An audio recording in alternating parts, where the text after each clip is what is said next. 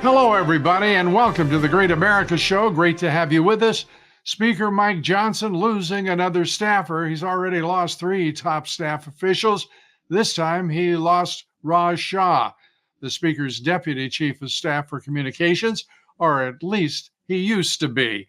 Shah's departure comes after quite a few people just saying, the heck with the Speaker, they got to go somewhere else. The Punchbowl News is also reporting that 3 more of Johnson's senior policy staff will also be leaving at the end of May. It's been anything but a smooth sail for Speaker Johnson. He has no one to blame but himself. He is a mess. Former FBI Director James Comey, speaking of messes, is out with a new book tour.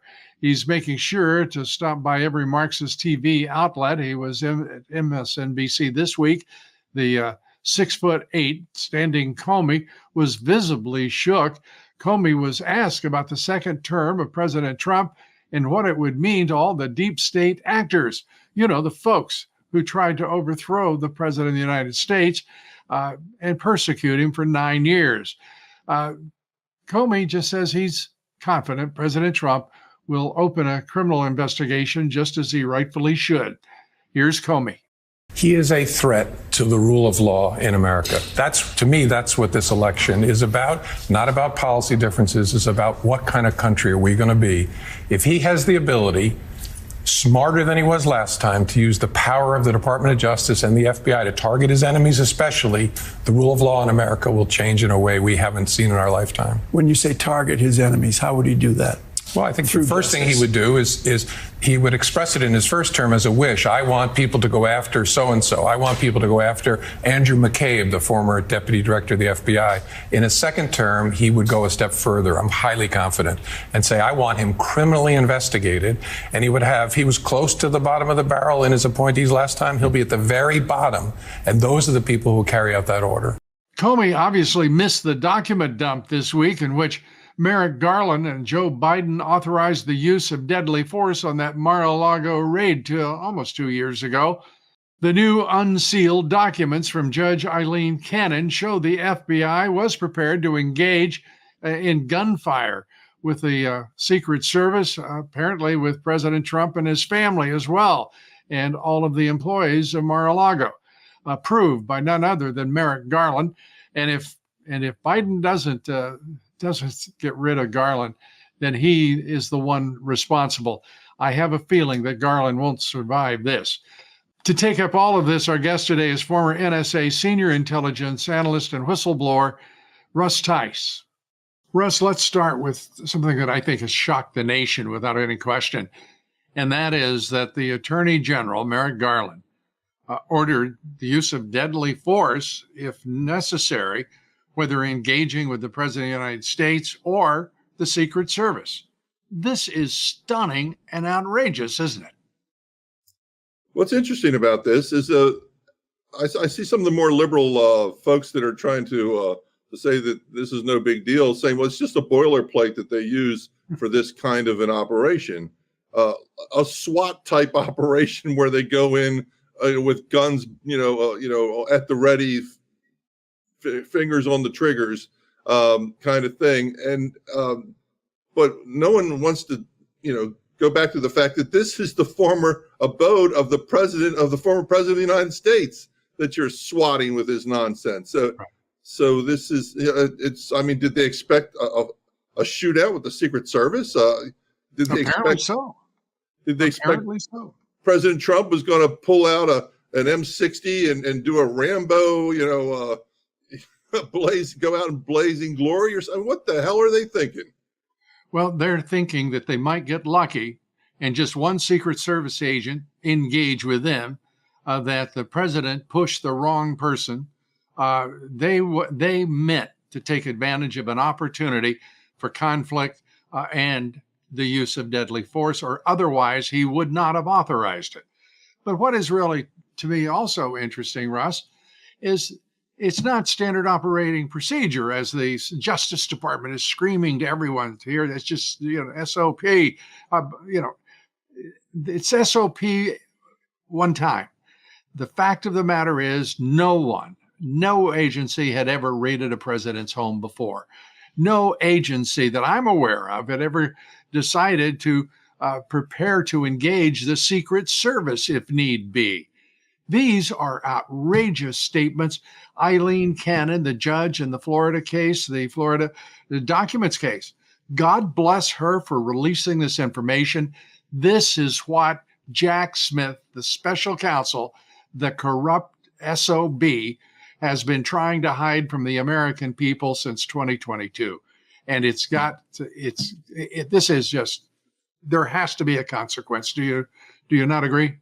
Of course I agree. And we're talking about some dispute over documents that the president had the right to declassify at a whim. So, and he beforehand had told the FBI that when they were there, that anything they wanted, that he would cooperate.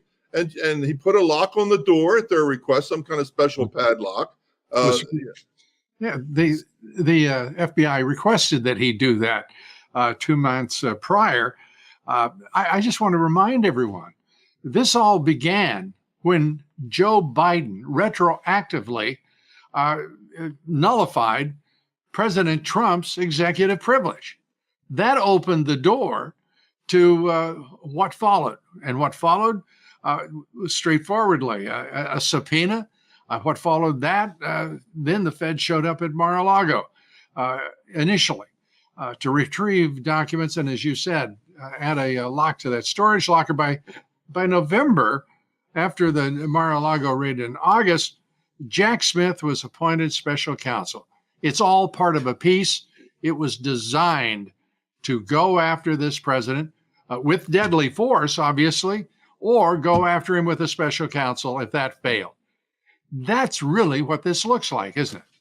Biden had said early on, if some reporter asked him, well, what if before President Trump announced that he was going to go for it again, that what happens if Trump tries to go again? And Biden says, well, we have some contingency that we're going to make sure that there's no way. And what, 2, 3, 4, a week after that, 6 different lawsuits come flying out the window that they've obviously had sitting in a pile, waiting. Guns waiting as far as these lawsuits are concerned. So obviously they were designed to keep President Trump so busy. And here's another interesting thing: you've got some congressmen on the Hill that are trying to put forth some legislation that says any government servant, including the President of the United States, who is convicted of a felony, loses automatically any Secret Service protection they have. Well, guess what happens at the next raid? When they show up, there will be no Secret Service. President Trump will have to hire his own security service, and then you may well have hot lead flying every which way. This is, and I want to tell everybody watching us and listening to us, Russ, that Russ is amongst the very earliest to express concerns to me about the safety of President Trump, fearing, obviously, an attempt on his life, fearing for his safety. And this, in point of fact, I think validates your concerns from the very beginning. That is that an agency of the United States government would even think about using deadly force against other agents, against the President of the United States, brought a medic with them because they expected there to be wounds and bloodshed. And in point of fact, they had identified a trauma center for the evacuation of anyone wounded in, quote unquote, whatever engagement followed their entry into Mar-a-Lago.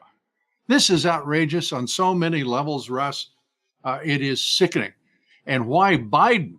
If Biden didn't order it, then Biden should be absolutely firing Merrick Garland. There's only one way he can demonstrate his innocence, and that is to do exactly that for what he ordered on that day in August. Well, this is coming through the puppet masters, the marionettes, to the president who's got his strings, and then ultimately from that right to Garland and the DOJ.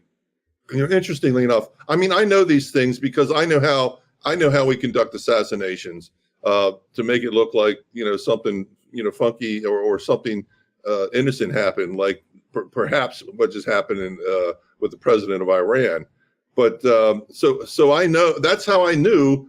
And as soon as I saw that raid on Mar-a-Lago, that just tripped my trigger.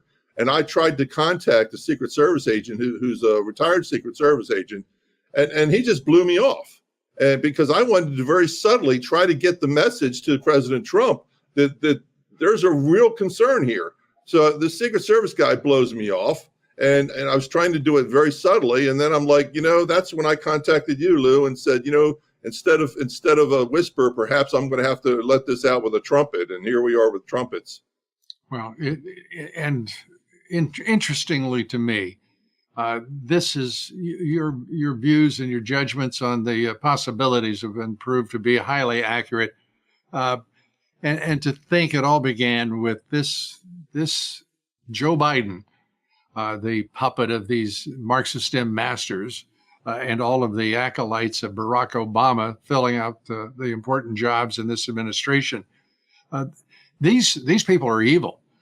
And by the way, Chris Wray now he's got to be fired. This is outrageous what he's done. Again, if Joe Biden is innocent of these, what appears to be the most outrageous order that could be imagined in sending in those people those agents into Mar-a-Lago, Merrick Garland, Chris Wray, the whole bunch have got to be fired, and immediately. Otherwise, Joe Biden is acknowledging his complicity. He's acquiescing to his own guilt and broadcasting it to the world. And this is no longer conjecture. These are no longer conspiracy theories. These are, as has been the case since Joe Biden took the Oval Office, they are absolutely true. Everything we feared is true. And I'm not sure where we go from here, frankly, except as quickly as possible to November 5th and get the fool and all of his Marxist-Dem minions out of that White House, out of the Pentagon, out of every national security agency in the country as quickly as possible, including the intelligence agencies. Including Intel. I think what happened back with Obama when he changed the National Defense Authorization Act to include a segment that says the president of the United States can declare someone a U.S. citizen, an enemy combatant, and not only detain them indefinitely, which is a violation of our Constitution, but ultimately have them assassinated on our own turf domestically.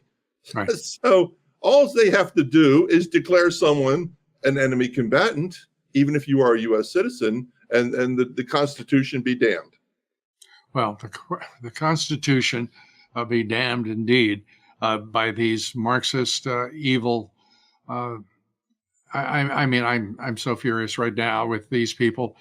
They're an insult to everything that is America, and we are proud to say that Russ Tice is emblematic of everything that is great about America. Russ, we'll be right back. Folks, stay with us. We've got a lot more to cover. Stay with us.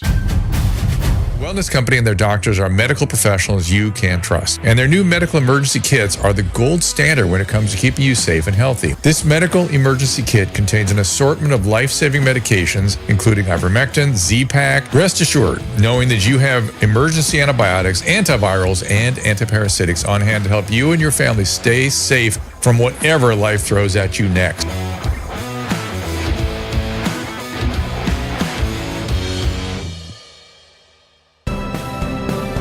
We're back now. We're talking with Russ Tice, former senior intelligence analyst for NSA, a great American, also a whistleblower on the issue of agencies spying on American citizens. We just watched the Congress of the United States swallow whole the idea of warrantless surveillance of American citizens. You and I talked about it. It's sickening. It's gut-wrenching. And we watched officialdom, the leadership of both parties, buy in to the demands of the intelligence community. and of course the military-industrial complex. Your thoughts right now, as we sit here in 2024, contemplating the future of this great nation? Well, it's not a real positive one, is it? We are beyond the beginnings of a dystopian police state. We are now to the point where they're starting to show their teeth with impunity. So if we don't do something very quickly, if we don't have our champion back in the castle soon, our democratically elected constitutional republic is doomed. And President Trump is the champion. There is no question. He is the only one, as I've said frequently. He is our Churchill in this in 2024, which is our 1939. But he can't do it alone. He cannot begin to rebuild this federal government and clean it up and expunge the traitors, the criminals who right now fill nearly every post, it seems, in leadership in the federal government. So I don't know where we go, but it's going to be a tough fight. I do know that, but it's a fight, as they say, well worth having. I want to turn to an event, and you and I talked about it as well, the day that it happened, and that was the death of President Raisi of Iran in a fog-bound mountainous region of the Azerbaijani province. 3 helicopters, one explodes. We don't know whether it exploded on the ground or whether it exploded in the air, but we do know the other 2 helicopters didn't even slow down for all practical purposes and just moved ahead. Your thoughts about the speculation that the Israelis did it, that the United States did it, that others did it in the region? You're thinking. One of 3 cases. Either this was a crash because of the fog, and it just so happened one of the 3, the chopper that the President Raisi was on was the one that went down. I kind of discount that. The second is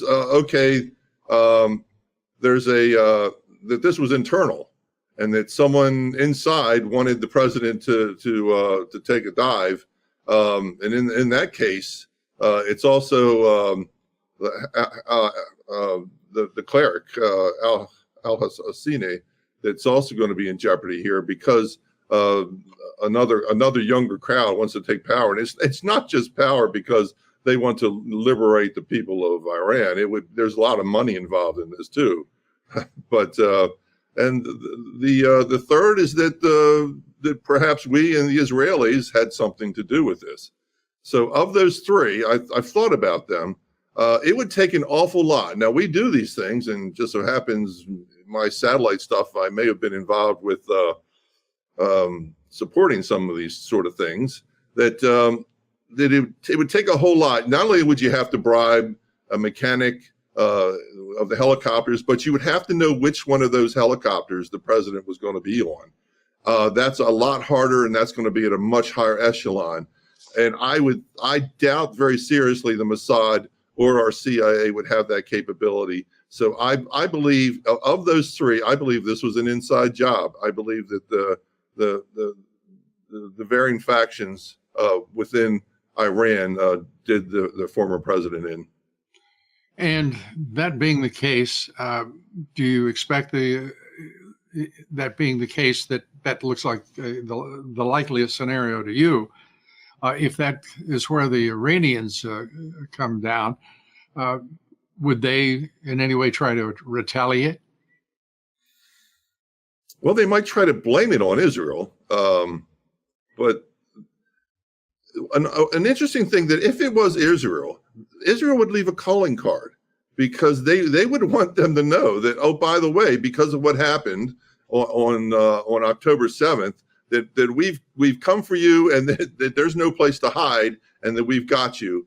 Ultimately, I would think the powers to be would be having some some huge, pointing of the fingers at Israel in this case, or perhaps our CIA and Israel, but they're really not. So I think they're leaning towards this was just an accident in the fog, but I don't believe that because altimeters don't lie, and even if they had to spread out because of the fog, you don't put the president's helicopter at the flying point of the three helicopters. So that doesn't make sense to me.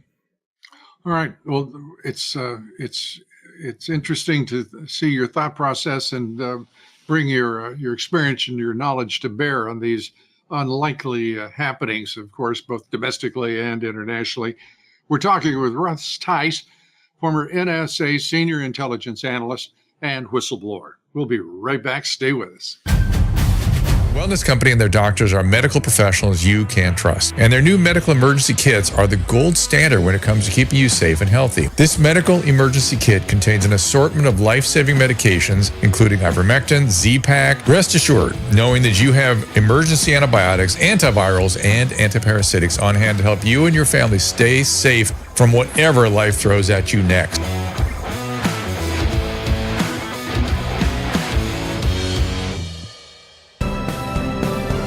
We're back talking with Russ Tice. And Russ, I just want to say thanks for your sharing your reasoning and your experience and your insight into all of these developments, whether in Iran, whether in Mar-a-Lago, wherever it may be. I want to turn to another Biden outrage. There is no shortage of them, as you know. But it appears that the Biden regime has come to an agreement in Niger to leave our troops there until September, some 1,000 of them, and they will be extricated and leave behind a military base, air base, that we constructed for in excess of $100 million. This looks like another version of Afghanistan brought to you by Joe Biden and his Marxist Dems in all areas of the federal government. Well, this would be a cheap air base to give up to the powers that are going to come take over. Considering the one in Afghanistan was a couple $2 billion worth. So, well, what do you expect? These guys, it's I don't know whether they pull their foreign policy out of a hat, but not only that, but you're leaving our folks there that are sitting ducks. And not only there, but other places too. We have sitting ducks in the Middle East that are fired on constantly, and we've lost some of them. So and a contractor or two, if I recall, and they're all forgotten. I've been overseas in a position where I'm in some place probably maybe not I shouldn't have been, but it's you wonder if they just plain forget about you and say, oh, you're just cannon fodder, or if something happens, they'll just determine that that's just the way it goes. So it's another. I got to watch my language. It's another folly of continuing follies of this administration. And when you think about all of this, whether they're forgotten, I don't know that anybody built any statues. I don't know that anybody erected a plaque anywhere for those who've fallen in these peacetime adventures of the Marxist Dems and the military-industrial complex. And to that point, I think it's one of the reasons, one of many, but one of the reasons that we can't recruit young people for our military. It isn't just the Navy or the Marine Corps, the Air Force. It's every branch of the U.S. military fails to meet its recruiting goals. And I don't believe that they're ever going to meet a goal again without a draft being instituted. What do you think? Well, I just came back from my nephew's graduation a little farther west of here, and he just joined up in the Army. He's going to be an Army medic. He wants to get into the medical field, and that's a good way for him to get in. But we've had this discussion about what the military is right now, and what he can expect and what he cannot expect as far as his service in the military. So he's well aware, and I think his attitude is he's just going to ignore the nonsense and try to do his duty for the country, and ultimately to use that experience to move further into the medical field later on. But you got to understand these kids coming out of college or high school, that they look at what's happening, and oh yeah, we're gonna put you in a foxhole with some freak in a tutu and waving a multicolored flag, or it's like or some other crazy scenario, and ultimately when we have to have a real fight with boots on the ground and sabers at the end of the rifle, we're going to get our cabooses waxed when this happens. And I fear, Lou, that you're absolutely right, that once we have a slaughter of our own troops, then they'll come to the conclusion that we have to stop this stupidity, and then we're going to have to draft a lot of strong young men to supply some fighting force to our military. Otherwise, with the military we have, we're basically a paper tiger. Yeah, and the sad part of that scenario that you outlined is the fact that they would still have the same awful and weak and limited leadership at the Pentagon at leading each branch of the service. It's, again, unfortunately, not going to be a quick fix. And I think a lot of heartache could await us if we do not come to our senses very, very soon. Russ Tice, thanks so much for being with us and sharing your thoughts. And as I said, your insight, we appreciate it greatly. Russ Tice, former senior intelligence analyst of the NSA, whistleblower, and great American. God bless you, Russ. God bless America. My pleasure, Lou. Be sure to join us tomorrow for the Great America Show. Our guest will be Dr. Harvey Reich, Chief Epidemiologist at the Wellness Company. And be sure to follow me on Twitter and True Social at Lou Dobbs, and on Facebook and Instagram at Lou Dobbs Tonight. And please join us each and every weeknight for Lou Dobbs Tonight, 7 p.m. Eastern, 6 Central on Frank's Beach, Rumble, X, Roku, you name the platform, and we're likely there, or we will soon be. Thank you, everybody. God bless you, and may God bless America.